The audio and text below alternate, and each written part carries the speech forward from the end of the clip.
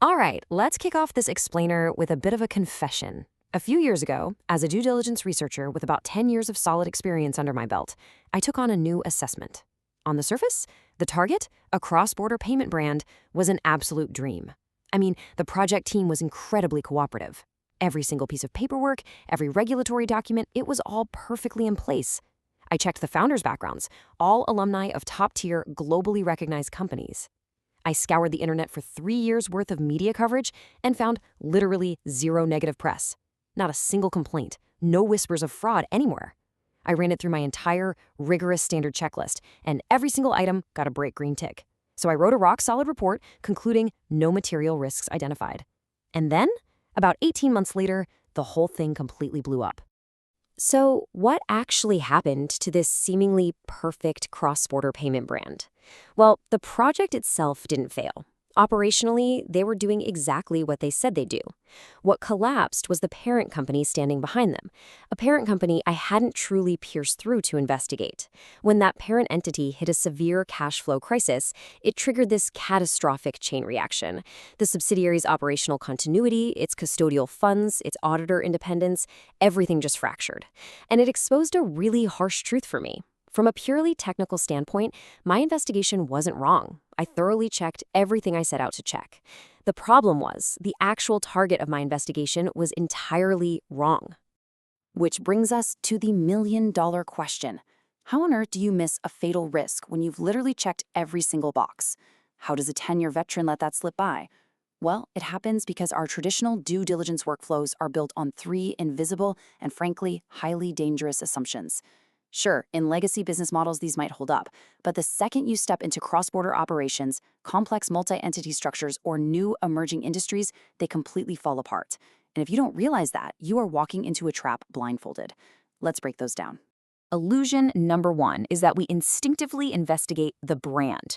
But legally speaking, a brand is often nothing more than a trademark. It's just a vessel for a marketing narrative. The real liability usually sits with a holding company, an SPV, or some family trust in a completely different jurisdiction. You might have a brand issuing cards in Singapore, clearing funds in the UK, and pooling money in Cyprus. The brand itself holds zero legal weight. Illusion 2 is believing that information overload equals information sufficiency. We are drowning in slick white papers, PR releases, and data platform rankings. It tricks our brains into thinking, hey, I've read a ton, so I must know the whole story. But we're only reading the highly curated layer of information. And finally, Illusion 3, thinking that a completed scorecard means a complete assessment. These illusions feed directly into what I call the scorecard trap. Let's be real, our industry absolutely loves scorecards. You tally up a score, apply some weighting, hit a threshold, and boom, stamp it approved. They are fantastic tools for process execution and dispersing responsibility, but they have a massive hidden side effect. They outsource the most vital part of our job, the actual thinking, to whoever designed the spreadsheet. Think about it. If the designer listed 20 risk dimensions, you are only ever going to look for 20 answers.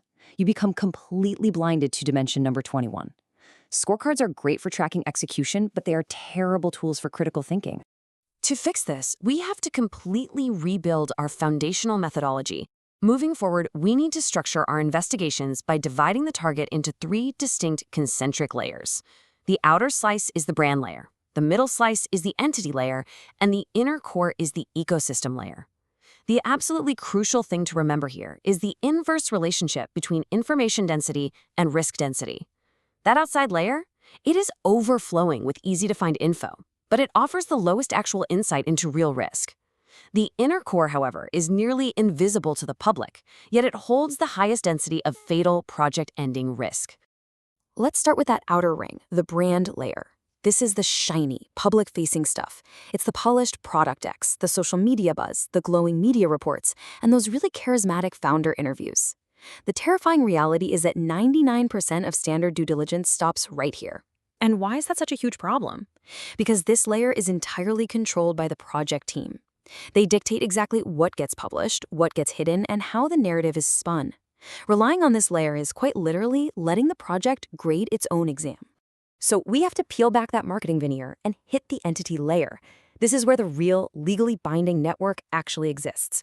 We're talking about the formal issuing entities, the holding companies, the cross-border special purpose vehicles, and the ultimate beneficial owners.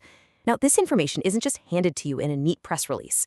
It requires serious digging. It means pulling corporate registries and doing real internal investigation. The project is never going to proactively draw you a map of this, but it is discoverable if you know where to look. This is the reality that 95% of diligence completely misses. Finally, we reach the absolute deepest core, the ecosystem layer. This is the hidden web of external dependencies. I'm talking about the clearing banks, the custodial partners, the auditors, the legal counsel, and the primary liquidity providers. The survival of the project is directly tethered to the health of these external players. If the bank holding their operational funds collapses, the project collapses. If their primary partner defaults, their cash flow dies instantly. This is the ultimate blind spot. 99.9% of diligence fails to even glance at this layer, yet this is almost always where the fatal blows originate. Okay, so how do we practically pierce through these layers? I use a 7-layer penetration checklist. First, always verify if the legal entity signing the contract actually matches the public brand name. You'd be surprised how often it doesn't. Second, don't just look at the subsidiary, assess the parent company's financial health. Look for red flags like asset stripping. Third, check the true regulatory scope. Don't just accept a vague, "we are licensed" claim. Pull the actual filing to see if the authorization really covers their core business. Fourth, scrutinize the auditor's independence. Are they auditing both the parent and the subsidiary? Fifth, cross-verify investors entirely outside of the project's own press releases. Sixth, test service provider vulnerability. Do they have binding legal contracts or just really good relationships? And lastly, analyze historical patterns. A team that repeatedly failed to secure formal licenses in past ventures will likely follow the exact same pattern here. Doing this requires a massive shift in how you think. Verifying business development, or BD, claims, that's essentially junior-level fact-checking. You get a claim, you verify it, you tick the box.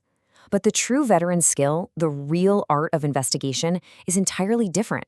It's the ability to reverse engineer what the BD team intentionally or unintentionally left out of the room. This is the core philosophy you have to adopt.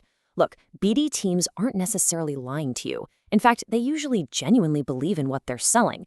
But their job requires them to present selective truths. They will loudly broadcast that they have a shiny new regulatory license, but conveniently omit how incredibly narrow the permitted scope is.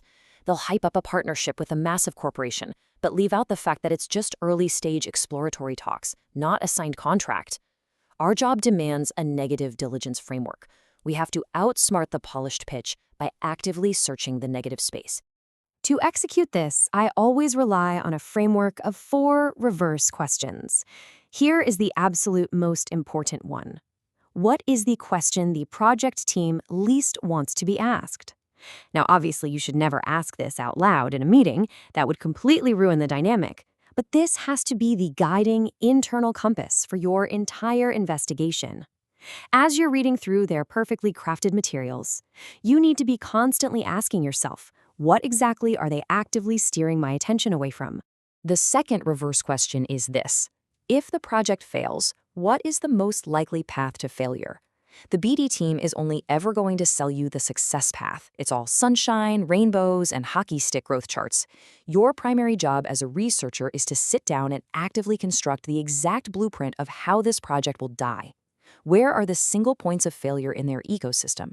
If you can't construct a highly plausible failure path, it means you simply haven't dug deep enough into their dependencies. Here is the third reverse question. Which piece of public information is the most unverifiable? Every single project, no matter how transparent they claim to be, has one core claim holding up their entire narrative that you cannot independently prove. It might be the true depth of a so-called strategic partnership, or maybe the real source of a private funding round. Finding that one specific piece of unverifiable information usually means you have just located the very nucleus of their operational risk. And the final reverse question to complete the framework.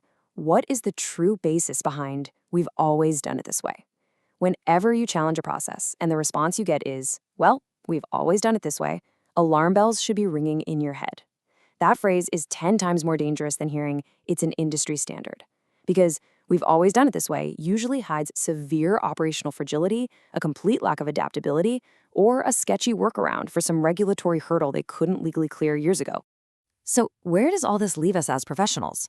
There's a ton of anxiety right now about AI taking over due diligence and risk assessment. And yes, AI is absolutely going to automate the brand and entity layer fact-checking within the next few years. It's going to scrape the data, verify the registrations, and execute the standard checklist 50 times faster than any of us can. But that only answers the defined questions. Humans, we are totally irreplaceable for reverse reasoning, for sniffing out a selective truth, and for defining the undefined questions that simply aren't on any scorecard. AI cannot sense what is missing from a room. Which brings us right back full circle to that story I started with. My biggest takeaway from that disastrous, supposedly perfect report wasn't that I needed to check more boxes. It was that I failed to realize what I hadn't asked. The ultimate skill in this industry is not data collection. It's cultivating that deeply uncomfortable intuition to sit with a flawless green-ticked report and still wonder, what am I missing? That is an ability no AI is ever going to replicate. It's what makes you indispensable. So the next time you're evaluating a partnership, run it through those 4 reverse questions. See how much the reality differs from the pitch. Think about what they might be hiding in plain sight. Keep that in mind for your next review. Thanks for joining me on this explainer. I hope it gave you some solid food for thought.